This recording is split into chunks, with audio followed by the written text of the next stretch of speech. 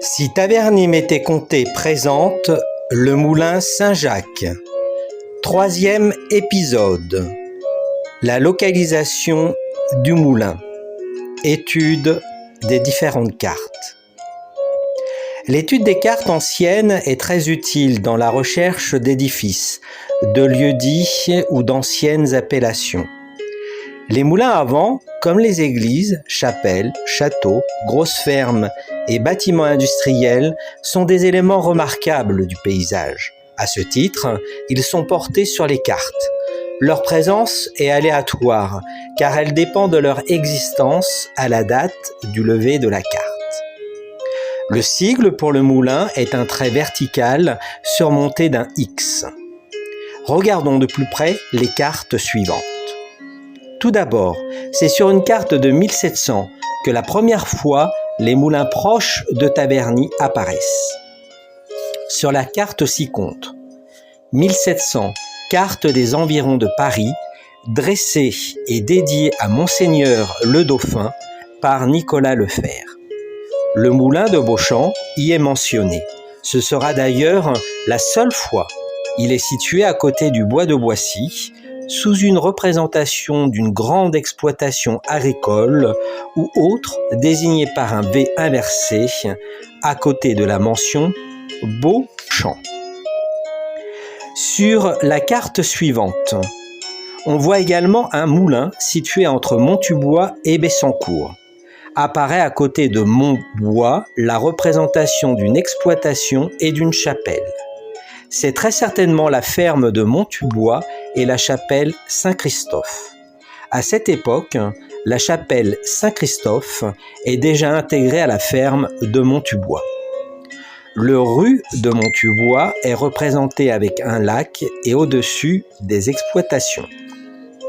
Sur la carte de la prévôté et vicomté de Paris, gravée par Mathieu Seter, on y voit sur la droite de la route qui mène de Saint-Leu à Mériel, à côté du N de Frépillon, la représentation d'un moulin situé entre Saucourt, Frépillon, Bissancourt et la Haute-Forest de Montmorency. Sur la carte de l'Île-de-France, en 1720, le moulin apparaît au-dessus de Montubet pour Montaubois.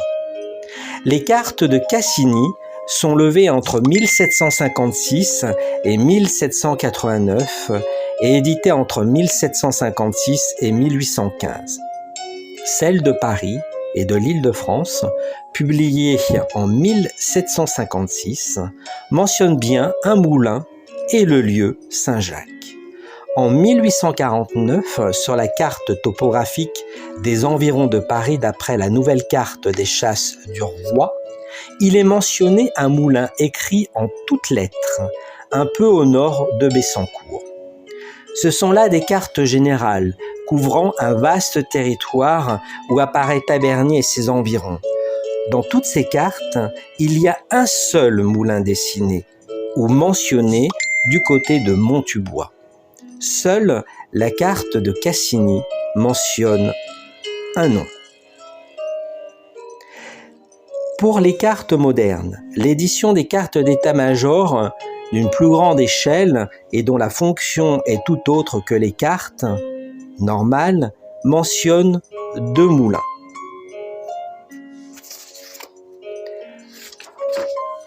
Carte à grande échelle et plan de détail.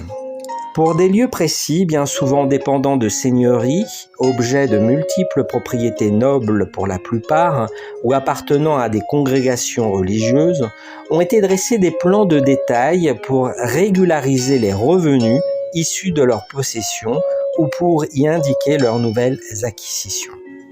C'est le cas des plans terriers.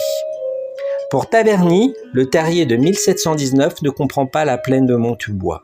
Les Archives nationales possèdent un plan de la plaine de Montaubois datant du XVIIIe siècle à rattacher aux possessions des jésuites du collège de Clermont. Sur les cartes suivantes, nous voyons bien la partie supérieure de la droite de la carte qui mentionne un moulin aux 2 bâtisses et sur la suivante, c'est un moulin qui est probablement le moulin de Bessancourt. C'était donc un épisode qui précise la géolocalisation du moulin de Saint-Jacques.